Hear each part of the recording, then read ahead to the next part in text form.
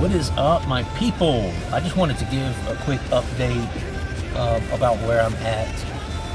I've had a lot of people continuously asking me to, make sure I give updates and things of that nature as I get further away from officially being off of the 7-hydroxy. So that's what I intend to do. So really, today is day 30. So that's a pretty big milestone, 30 days. Technically, right now, as I speak, is 29 days. But I do not plan on getting this video out until tomorrow. So as you guys are watching it, I'm now currently on day 30. Plus, I don't expect too much to change between now and this moment, and then tomorrow, day 30. Okay, so how am I doing? Pretty good at this point. Really, at this point, the only couple of, I kind of want to call them post-acute withdrawal symptoms that I'm having is still some insomnia, although that's highly improved at this point. And then probably the biggest one right now that it's not horrible, but it's definitely noticeable and definitely one of the more frustrating ones. And that's just low energy, just lethargy, just in general lack of motivation. As you guys know, I'm a person that even when I was actively using, of course, I had to have the substance before I had this sort of motivation and drive. But, I worked out regularly. That was a regular thing for me. Tended to push it pretty hard as well. And it's, although I have still been working out when I can, it's just infinitely harder to push myself. I feel weaker.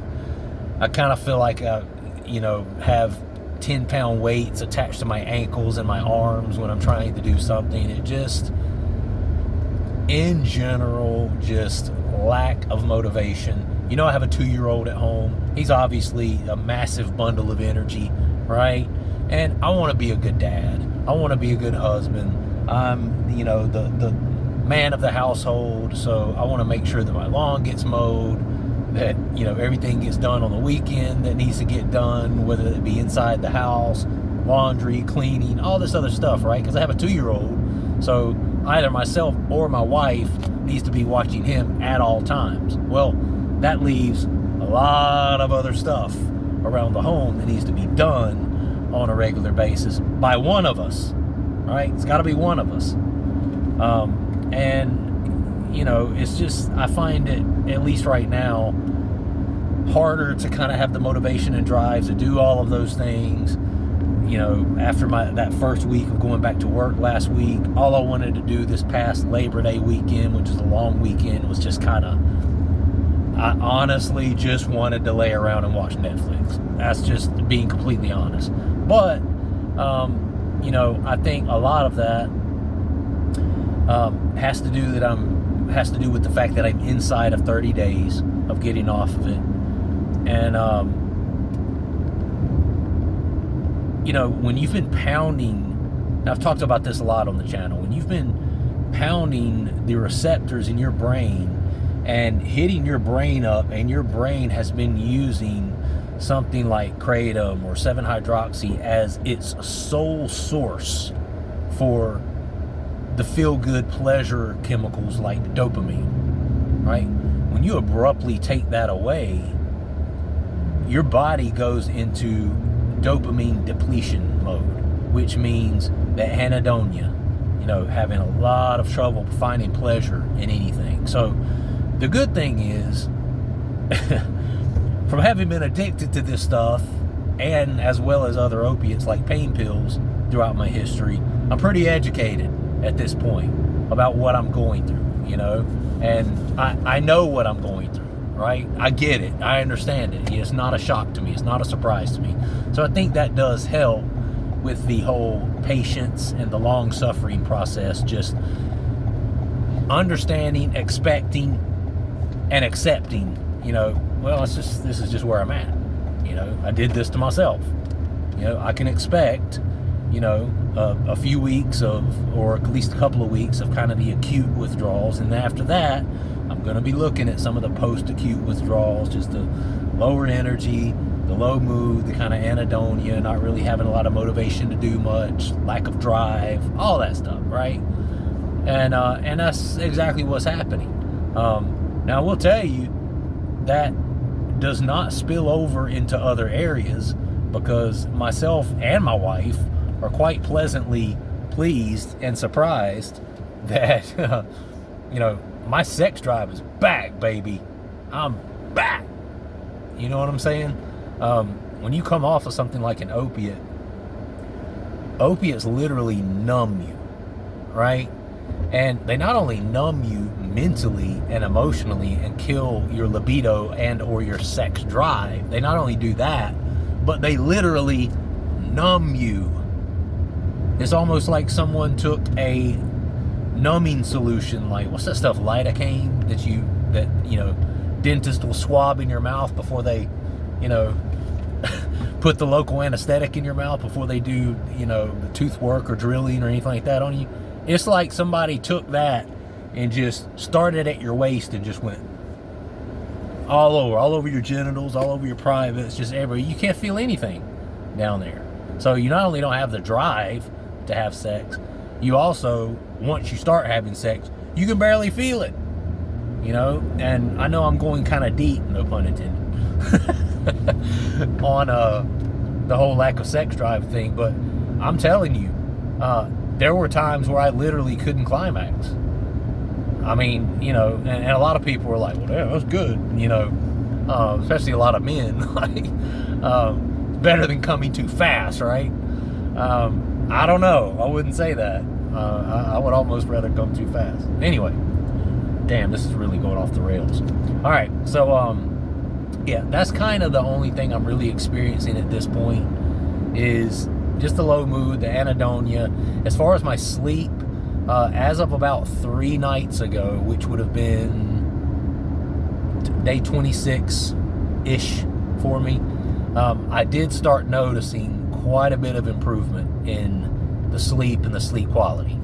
You do have to remember that I'm 29 days today. Technically, you're hearing it as my 30th day off of the 7-hydroxy, but I'm only about 24 days off of the Subutex because I was on a 6-day quick Subutex taper, okay? And you can withdraw and have withdrawal symptoms from Subutex, okay? So you're only talking about, a few weeks and a few days off of the Subutex. And Subutex is also a long-acting sort of opioid that attaches to the receptors. Doesn't tend to get you as high as whatever your DOC is, but I have talked to plenty of people that got high off of it. I didn't personally, because they were administering it to me in very small doses, so I didn't notice any really sort of dopamine spike, hardly at all from that. It did just enough to kind of, keep my withdrawals at about probably 85 to 90% lower than what they would have been had I just been a cold turkey situation. So, you have to consider that. I know that sounds like a long time, like, oh, damn, 29 days or 30 days and you're, still not sleeping through the night. Yeah, but like I said, I'm only at 23, 24 days off of the Subutex. And you can look it up online and ask what the withdrawal from Subutex is. Of course, how much you're using, how long you've been using it, all of that always matters.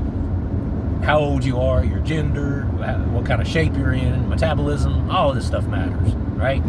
But it clearly says, you can Google it, and it lists the withdrawal time frame for Suboxone as about a month. At least the particular Google search and the way I worded it, that's what it said to me. I was like, and unfortunately I saw that at like maybe 10 days off of Subutex. I was like, a month? 20 more days of this shit? Turned out I don't think it's quite that long. But again, I am still having kind of some lingering effects, but it's nothing debilitating at this point. And as far as my sleep, I'm getting, maybe I'm up to maybe 5 hours or so of sleep per night.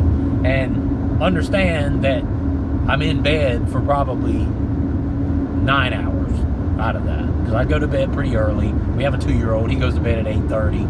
You know, especially right now, we're pretty much going to bed whenever he is, shortly after, right? So I'm getting about at least 9 hours or so of in bed time, right? And then I'm only sleeping maybe 5 hours, maybe possibly 6, some nights of that. And a lot of that is just due to sleeping for a couple of hours, then waking up, sleeping a couple more hours, then waking up, and then kind of being up for an hour, 30 minutes, whatever. But, you know, that's me sleeping naturally. Literally the only thing I'm taking before bed that I've been somewhat consistent with, at least for the past week, is a magnesium supplement. Because, and it's called Calm powder, C-A-L-M. And it just kind of helps with the, the mild restlessness and stuff like that you can experience. Now, if you're taking 500 milligrams of 7-hydroxy a day and you think you're going to come off of a cold turkey, take some Calm powder, some magnesium, and you're going to be fine. That's not what I'm saying, okay? But, you know, when you get to a point where it's just kind of post-acute sort of withdrawals, mild sort of symptoms that are just lingering around for the longer duration, something like Calm powder can really help quite a bit to just put you in that, put you over the edge into total relaxation, as opposed to feeling some of that discomfort that's kind of lingering, right? So anyway, that's that. That's how I'm doing. The last thing I want to talk about is, you know, it really never ceases to amaze me how, I guess ignorant is the word, and I don't mean ignorant in a complete, demoralizing, degrading sort of manner, okay? But ignorance is just simply not knowing any better. Being uneducated, uninformed, that's ignorance, okay? So it doesn't mean stupid, doesn't mean dumb, it just means you don't know any better. It's kind of like if I went into an operating room and was asked to do brain surgery, it'd be pretty safe to say I'm ignorant about that. I don't know how to do brain surgery, right? So I have pretty massive level of ignorance regarding brain surgery, right? Same thing, had someone come on the channel the other day, and I just saw it as a good teachable moment for my channel. And what the person said was something about being on fentanyl several years ago. And listen, this is very, very general. It's not verbatim. But they mentioned about having been on fentanyl and come off of it several years back. And then they literally said exactly this: there are no withdrawals from 7-hydroxy. But I'm sure that the placebo effect is strong. I was like,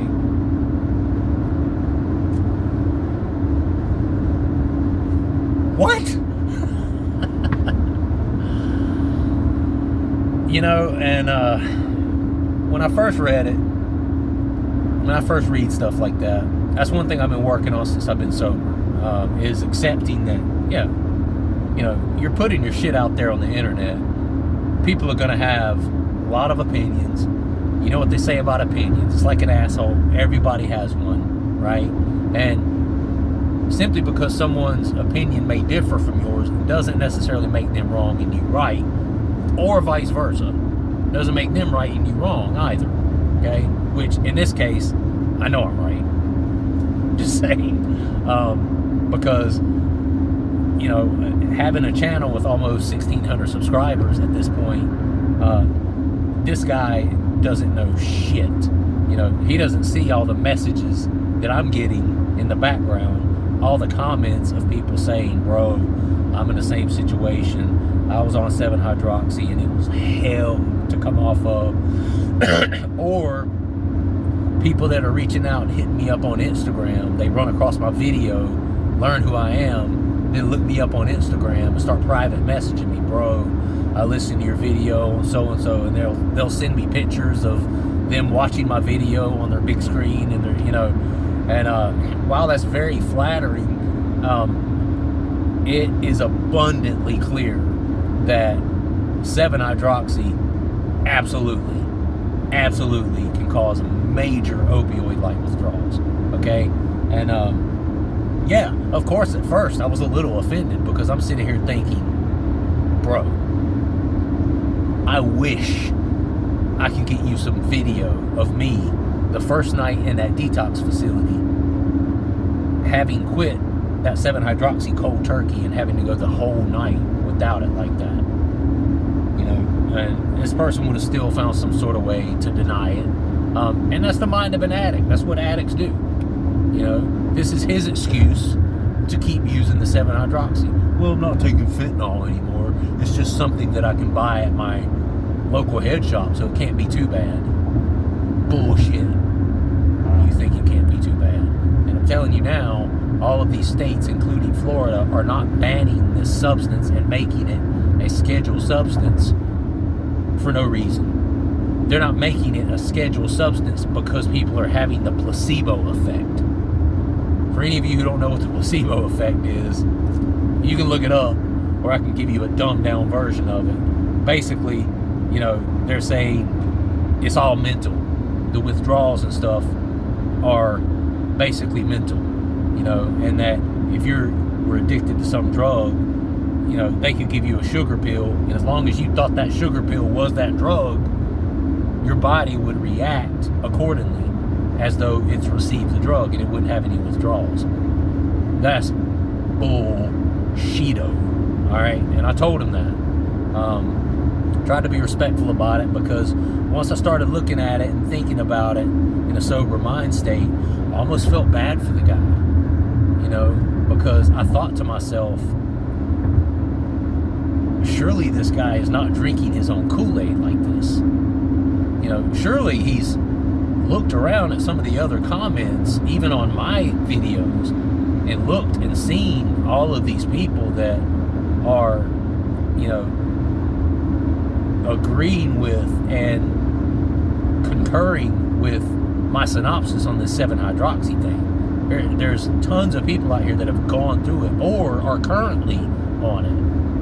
And the first thing they say is, I freaking hate it. I want off so bad. Anytime I try to stop, I go into serious withdrawal and have serious insomnia. It's the first thing they say, right? And so to see somebody get on there and, we're not talking about just some regular guy who's never had an addiction before in his life either. It just happened to run across some shit at the vape store that he's never tried to get off of, and he's just trying to find some excuse to continue using it. You're talking about a guy that had a fentanyl addiction, okay? So you already know he's an addict. You don't get hooked on fentanyl unless you're an addict. You just don't, right? And so,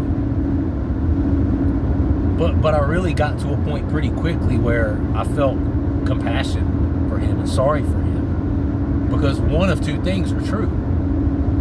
Either he's drinking his own Kool-Aid and is in complete denial about what this substance that he's freely, openly, and legally getting at his head shop or online is doing to him.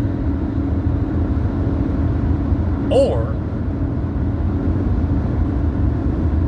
he is trying so vehemently to talk his way into justification for using that substance, which he realizes is bad and realizes has serious consequences in terms of immediate and long-term withdrawal symptoms, that he just openly is lying to everyone, including himself, and trying to convince someone like me, who just got back from detox less than a month ago, or a month ago, well no, less than a month ago, that That whole first night there was just my imagination, guys. It was just my imagination. I wasn't really in withdrawal. I was imagining all that shit. You know, the fact that I couldn't sit down and sit still for more than 2 seconds without having to, you know, that all my imagination, guys. It was the placebo effect. Yeah, you know, you've heard the placebo effect. That's what it was. Damn, I wish I'd have known that. Man, if I could have just told myself that first night in withdrawal, pacing up and down those damn halls in that detox facility, up and down, up and down, up and down, up and down, up and down, up and down, up and down, up and down. If I could have just told myself, bro, calm down, bro. It's just the placebo effect. Just relax. Just relax. Sit down. And if you pretend like you just took a 7-hydroxy, all this will go away. Damn. Hindsight's 20/20, man. You know, that would have made... In fact, that would have made this whole last month infinitely easier than what it's been. You know, and listen, I'm not... Speaking of ignorance, I'm not ignorant enough to think, and this is going to be it, I'm going to finish up with this. I'm not ignorant enough to think that all of you out there see a comment like that and are like, well, you know, maybe he's right. Because most people, even people who are on it, are not in that sort of denial. Especially when they see someone speaking very authentically and open about it who has also struggled with it. More times than not, that empowers people who are also struggling with it to say, hey, and they'll raise their hand. Yeah, me too. Me too, bro. It's horrible. It's horrible. People don't understand how horrible it is. My girlfriend doesn't understand. My wife doesn't understand how horrible. My husband doesn't understand how horrible it is to try to come off of this. I try to explain it. They just don't get it. It's absolutely horrific, you know. But you have people out there that are just so heavily entrenched in that addict mentality that their whole state of being is wrapped up in complete denial. You know, and the more I started looking at that, like, that's really sad, bro. That's really sad. That made me feel sad for this guy. And I had to tell him, honestly, bro, I hope your story doesn't end in institution or death. I hope it doesn't, because what I'm hearing, you know, you're not accepting any accountability for how bad this shit is. You know, and it, you know, there could be a case to be made that, well, maybe he just started taking it recently, and maybe he hasn't tried to come off of it yet. And that's another thing I said to him. I said, I tell you what, take it for 6 months straight at heavy doses, multiple times per day, and then come back and tell me what your withdrawal experience is like. Then we can talk. Right? Maybe not the best thing to say to an addict. But he knew what I mean. Metaphorically, he knew what I meant. You know, but you know, and I know you guys know better than to believe something like that. But I just want to say, for anyone who's happening across my channel who's looking for answers, and you're either thinking about taking it or you're already taking it and you are just terrified and you feel stuck, like so many of these other people that are reaching out to me on a daily basis, yeah, you are right. You are not wrong. It is absolutely horrific, and the kind of withdrawals that you can experience coming off of 7-hydroxy is almost scary, to be honest with you. It's one of those things that 10 years from now, 15 years from now, is going to be a dark stain on our country, all of the states that allowed it to persist legally as long as it did. I mean, there are professional, you know, organizations, addiction organizations, referring to it as the fourth opioid crisis, right behind pain pills, heroin, and then fentanyl. Okay? So to think for 1 second that because you can get it off of a shelf at a local head shop and offline and delivered to your own mailbox, it is legal fucking heroin. Okay? And I shit you not. And you ask anybody who has taken it for an extended period of time regularly and then tried to come off of it, ask them. I bet you'll get a different account. 1000%. But anyway, update for you guys. Hope you guys are doing well. I will try to update you again here in a few days. I might try to do another video tomorrow to give a more accurate depiction of what my 30 days looks like. Because mostly it's all about sleep for me right now, right? Because really the last lingering symptom other than the post-acute, like low energy, low mood, and all that stuff that's going to probably linger for another month, it's been the sleep. That's been the biggest hurdle to kind of get over through all of this, right? So if anything improves tonight substantially, I'll let you guys know tomorrow. Thank you so much for the support. Appreciate you watching. If you've not, you enjoy this sort of real content, you know, authentic content, somebody who's gone through this sort of thing, giving his take, giving his thoughts on this stuff. I'm glad to share my, you know, hope and experience with you guys. So subscribe to the channel, like the video, comment. I'll see you in the next one.